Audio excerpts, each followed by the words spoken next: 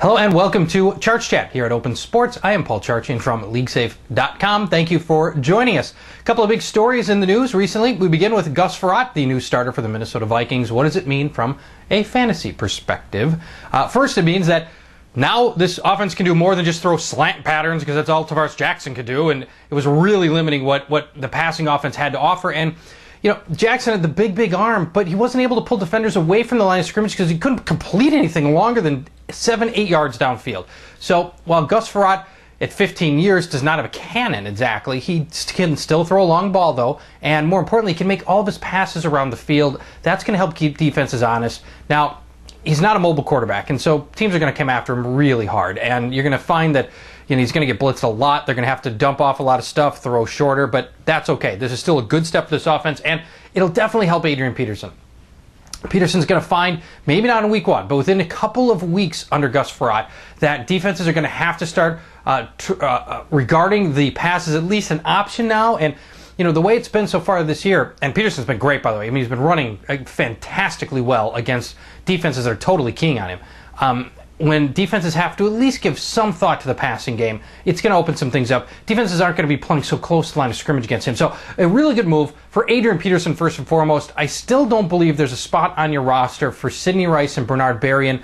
That could change though. I like them a lot better now than I did on Sunday or Monday. And so I certainly think that if you've drafted them and you've got them and you want to hang on to them, okay, I'm cool with that. But you don't necessarily need to have a roster spot for those guys until they prove a little bit more.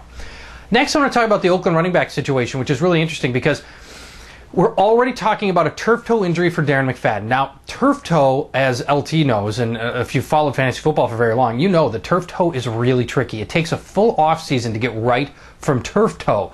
And if you got it now, man, I'm really worried. Now, Darren McFadden had a great game. I think it's a good opportunity to sell high because turf toe won't go away. It really limits how hard you can cut, and so much of what he does is all about misdirection and running lanes, finding the hole and making the hard cut, really. And if you're not able to do that on the toe, man, that's going to be a problem. And, turf toe doesn't sound serious. Turf toe, what's the big deal?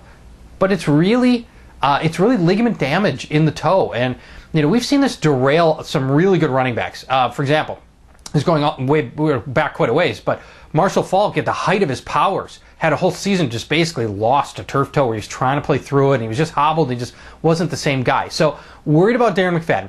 Justin Fargas, don't know how serious his injury is. He was on the card on Sunday, but he's not practicing. Doesn't look like he's going to be available for this week and maybe longer. And now Michael Bush really steps up, and Bush was one of the guys I talked about as a sleeper in the preseason. This could suddenly open the doors for him to be really relevant for a lot of this year on an offense that all they can do is run because Jamarcus Russell's bad.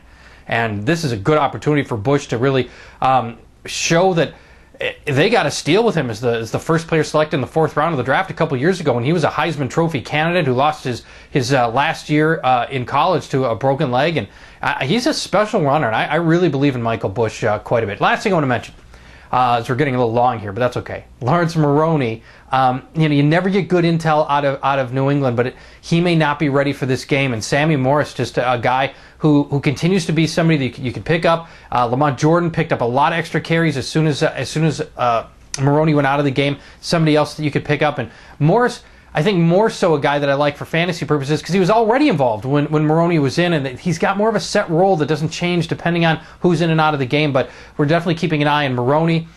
Wasn't crazy about Maroney as a fantasy guy before because guys like Jordan and Morris were better built for goal line use anyway. So I didn't ever believe this was going to be a touchdown score anyhow.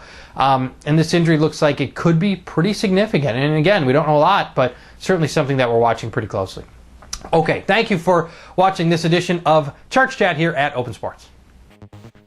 So you think you can tackle a pro? There's only one way to find out. Click on fantasy at opensports.com.